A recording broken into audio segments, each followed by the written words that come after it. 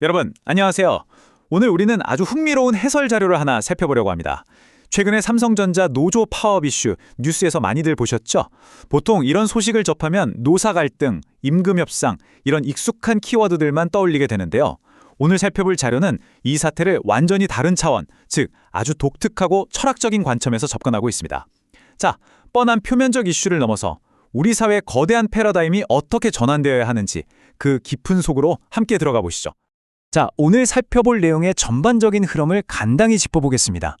1장 노사 갈등의 진짜 원인을 시작으로 2장 노동자에서 연구원으로 3장 대기업의 진정한 역할 그리고 마지막 4장 3세 경영의 과제까지 쭉 이어집니다. 단순한 월급 봉투 얘기에서 시야를 확 넓혀서 노동력을 바라보는 우리 사회의 시각 자체가 어떻게 바뀌어야 하는지 명확하게 짚어보겠습니다. 그럼 바로 1장 노사 갈등의 진짜 원인부터 살펴보겠습니다. 이 자료의 철학적 깊이를 제대로 이해하려면요. 일단 매일 쏟아지는 자극적인 뉴스 헤드라인부터 걷어내야 합니다. 여러분 스스로에게 한번 이 질문을 던져보시죠. 이번 파업 사태, 이게 정말로 그저 돈만의 문제일까요? 겉으로 보기엔 노조가 성과급 더 달라고, 임금 올려달라고 외치는 것 같잖아요. 하지만 오늘 다루는 자료는 이 현상의 밑바닥을 들여다봅니다. 우리가 다 안다고 생각했던 문제의식을 완전히 뒤흔들어 놓는 거죠. 과연 저들이 원하는 게 진짜 돈뿐일까요? 표면적인 요구는 방금 말씀드린 대로 금전적인 보상과 이익 분배가 맞습니다. 하지만 근본적인 요구는 완전히 다른 곳에 있어요. 잔료에서는 이걸 노동자들의 단순한 탐욕으로 보지 않습니다. 한번 생각해 보세요. 무려 30년입니다. 30년이라는 긴 세월 동안 거대한 조직에 청춘을 바치며 헌신했는데 정작 임원들 자식들은 해외 명문대 다니면서 최고급 교육을 받을 때 본인들의 미래를 위한 지적 성장이나 준비는 철저하게 멈춰 있었다는 거죠. 이 뼈아픈 자각이 터져나온 겁니다. 다시 말해 직원들의 내면적인 성장을 이끌어내지 못한 리더십의 구조적인 실패, 바로 거기에 대한 절규라는 게 이 자료의 날카로운 분석입니다. 이 대목에서 자료는 돈에 대해 아주 영적이고 흥미로운 통찰을 제시합니다. 돈이란 돌고 도는 에너지, 그래서 돈다돈이라는 건데요.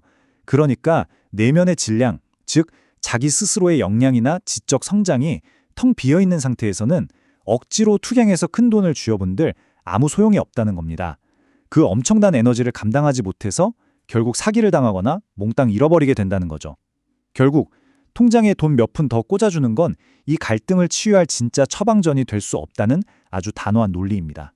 그러면 돈이 아니라면 대체 뭐가 필요했던 걸까요? 여기서 2장 노동자에서 연구원으로 넘어갑니다. 이 자료가 제시하는 아주 핵심적인 패러다임의 전환이 등장하는 부분이죠. 잠깐 과거로 시계를 좀 돌려볼까요? 1980년대와 90년대, 이때는 전통적인 의미의 노동조합이 엄청난 속도로 성장하면서 사회 전반으로 팽창하던 시기였습니다. 여기까지는 자연스러운 흐름이었죠. 그런데 이 분석 자료는 2000년 밀레니엄 시점을 아주 뼈아프게 놓쳐버린 치명적인 터닝포인트로 지적하고 있습니다.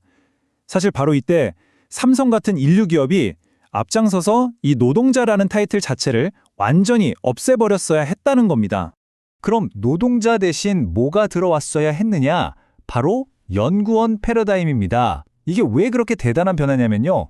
난 그냥 시키는 일이나 하고 월급 받는 사람이다. 이런 수동적인 마인드셋을 완전히 날려버리거든요. 놀랍게도 이 호칭은 모든 직원에게 똑같이 적용됩니다. 청소하시는 분은 미화연구원, 경비를 서시는 분은 경비연구원이 되는 식이죠. 이렇게 정체성 하나를 바꿔주는 순간 팀은 스스로 돌아가기 시작합니다. 퇴근하고 여행을 가던 심지어 잠자리에 누워서도 자기 분야를 연구하고 문제를 풀려고 하는 엄청난 열정이 깨어난다는 거예요. 단순한 직함 하나가 사람의 에너지를 얼마나 극적으로 폭발시킬 수 있는지 정말 흥미로운 시각이죠? 자, 이렇게 직원 개개인의 마인드셋이 연구원으로 바뀌었다면 그들이 모여있는 기업의 존재 이유도 당연히 달라져야겠죠. 3장, 대기업의 진정한 역할입니다.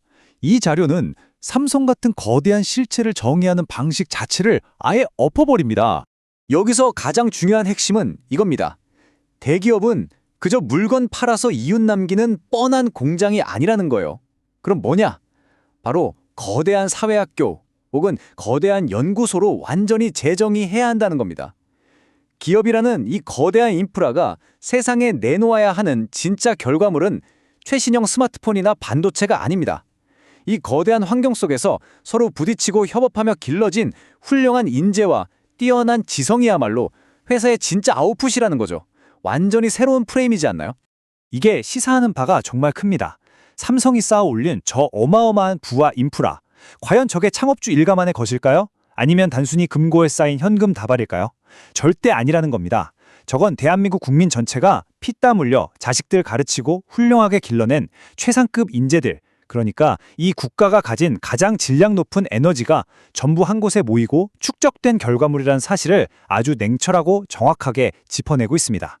자, 국민들의 엄청난 에너지를 쫙 흡수해서 저렇게 거대하게 성장했다면 기업의 궁극적인 목표 역시 그 스케일에 맞게 위대해져야 합니다. 올해 영업이익을 몇 조 냈네 만에 이런 수준에서 이제 벗어나야 한다는 거예요. 그 대신 앞으로 3년마다 우리 회사가 이 사회에 어떤 공헌을 할 건지 청사진을 발표하고 널리 인간을 이롭게 한다는 저 홍익인간의 이념처럼 말 그대로 인류 전체의 공영을 위해 운영되어야 한다고 자료는 강하게 역설하고 있습니다. 1등 기업에게 그에 걸맞은 1등의 책임을 묻고 있는 겁니다. 그렇다면 이렇게 무겁고 막중한 책임, 과연 누가 짊어져야 할까요? 드디어 마지막 4장, 3세 경영의 과제입니다. 이 해설 자료는 현재 세대의 기업 리더들, 특히 지금 삼성을 이끄는 경영진이 정확히 어떤 역할을 해야 하는지에 포커스를 맞춥니다. 기업이 진화하는 3단계를 보면 지금 뭘 해야 할지가 명확히 보입니다.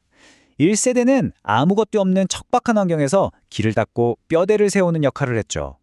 그 뒤를 이은 2세대는 무서운 속도로 규모를 팽창시켜서 기업을 세계적인 수준으로 키워냈습니다.